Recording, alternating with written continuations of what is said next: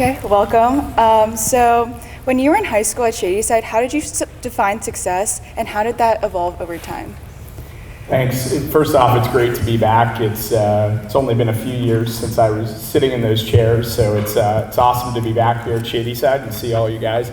I think when I was in high school, look, success was often defined by getting good grades, getting into a good college, but ultimately, at the end of the day, right, those are very important, and Shady Side helped set me up for success in college when I looked at other peers, and that was very helpful. But there's definitely a different perspective on what success is today, and I would say it's obviously important to get good grades and think about getting into a good college, but it's also important to think about the real world and getting practical experience, having fun along the way, etc. And so I think there was definitely a different perspective in high school, and I would just encourage everybody to soak up the time that you have, because there are very few times you can. I was on the golf team here at Shady Side, and it was an awesome experience to be able to go every day after school, and I was lucky enough to play golf every day. Now you get to have fun and go to work every day. So definitely cherish the time that you have and all of that. I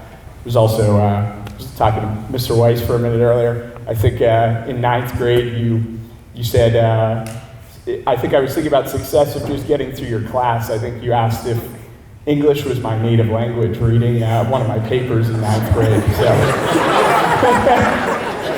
You speak it very well now, John. Thank you. I appreciate it. So how did you discover what you wanted to do? Did you study entrepreneurship and finance in college? Like, what did you major in? Yeah, so at GW, I was a small business management and entrepreneurship major, which was definitely tied to what I've done throughout the years. And so for me, the biggest thing was probably getting practical experience, because I started a business while I was in college as well. But yes, I studied business and entrepreneurship in college. So how has being from Pittsburgh helped you in your career? Yeah, it's funny. I talk about this often with people. You look at cities like New York or Washington, D.C. D.C. is where I went to college, and they're big cities. And in those big cities, you're a small fish, right? There's a lot of people there. And growing up in Pittsburgh, I was well networked through Shady Side and other experiences, and that's been able to help evolve in my business career. And so with Pittsburgh being a smaller city, but there's still being a lot of opportunity, that's definitely been a great experience, and I think it's helped grow our business connections. And as people say oftentimes in Pittsburgh, you're 1 degree of separation away from somebody else, and there's a lot of value in that, especially growing up here. So can you describe to us the time you failed? Granted, you did start athlete tracks in college, but did you ever have a venture that did not really truly work out? Yeah, so I started my first business actually in high school with one of my good friends, and we started the business. It was a car wash and auto detailing business, and that was my first sort of venture into entrepreneurship, and we did that in high school. And then athlete tracks, one of the things that was consistent, and I wouldn't necessarily call it a complete failure, is there are lots of ups and downs when it comes to entrepreneurship. There are a lot of struggles throughout the process. With athlete tracks, there were many times that we weren't able to raise the money, and we're looking at a bank account and we're barely able to pay the people that are on the team. And luckily we were able to get through some of those things, but there are lots of ups and downs. There's highs and lows. You think you're moving in the right direction, and then you realize that you don't have the money to spend to do that. And so there's a lot of challenges to get through, and that's something that it's always important to have sort of that positive attitude that you're going to try and get through it. I mean, entrepreneurship's not easy. There's a lot of bumps and bruises along the way, and it's a matter of, can you continue to kind of be optimistic? Do you believe in yourself? Do you believe in your team? And there's definitely been many moments of that there have been many failures within the various businesses that we've had, and it's how do you sort of overcome those, continue to look forward, and continue to grow the business. So what is it like to work in your field? What is it like to be an entrepreneur or being in the business field? Yeah, so being an entrepreneur is very, very different. It's for people that want to, again, bet on themselves. They don't want to answer to somebody else all the time. And I think what I would say is a lot of times people say, hey, you should wait until you're established to take the risk to become an entrepreneur. But I would encourage everybody in here that even if it's something that you're doing on the side in high school and you want to make some extra money to do something, there's no better time than when you're young to become an entrepreneur, to take the risk. You don't have a family that you're trying to support at this point in time. And so I would say, as an entrepreneur, there's a lot of ups and downs, right? There's a lot of different emotions. Sometimes people don't understand what you're going through because you're doing your own thing, and only certain people that are doing it can actually relate to it. So that's what I would say about it, and I would encourage people to get involved and find ways to do so. So you were bringing up the sense of optimism you keep throughout the business process. So how do you continue to maintain this even through the difficult times, especially on your vision towards the future? Yeah, so I think, look, it's tough because oftentimes something's not going well, but you have to put on a positive face to other people.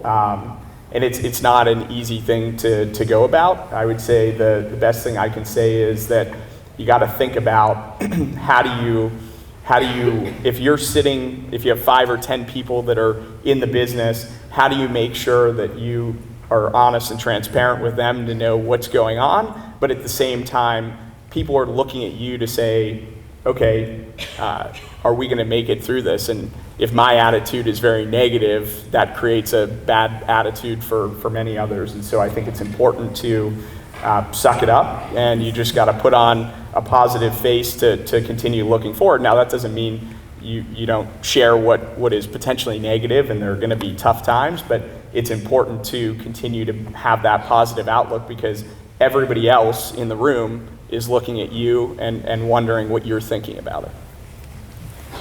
Can you describe an experience that you're especially proud of, like whether it was in high school or even up until now?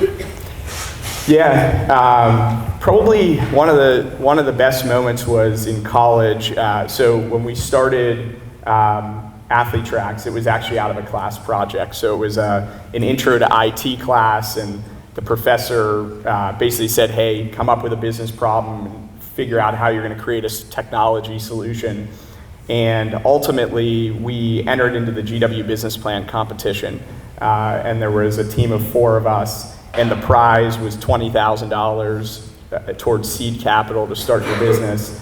And we were lucky enough to win that GW Business Plan competition, which was an awesome experience and allowed us to really get the business going and getting it started. And it was the first real dollars that we got to start the business, and it was just an awesome experience. And my business partner in that business and in Pineapple is my best friend from Shady Side from when I was 5, Brian Gross, and so he was involved in that as well, and so it was a very cool experience. So if you could look back and give advice to your high school self, what would it be?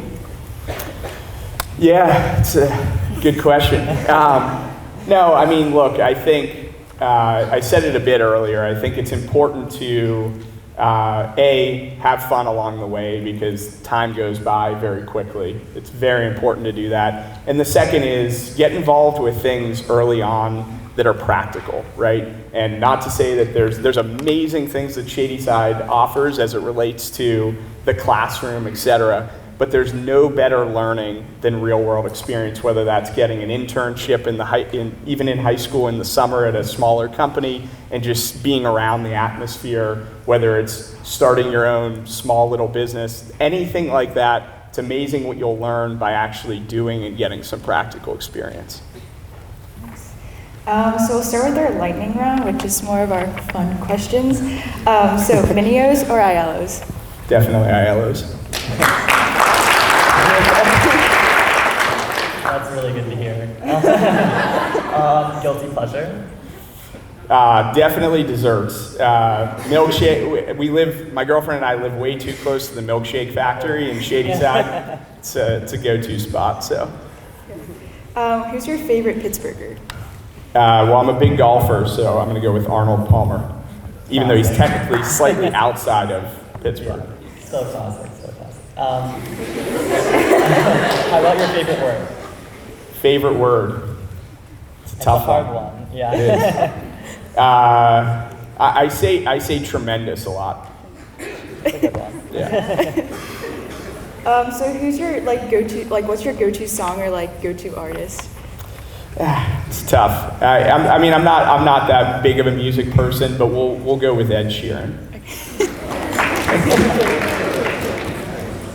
Okay, and final question. So, who is your go-to follower or your favorite follower on Instagram or Twitter? Just being a business guy, he's also a Pittsburgher, so Mark Cuban. Oh. Good answers. Awesome. Thank you for coming to Shady Side again. Thank you. Appreciate you having me.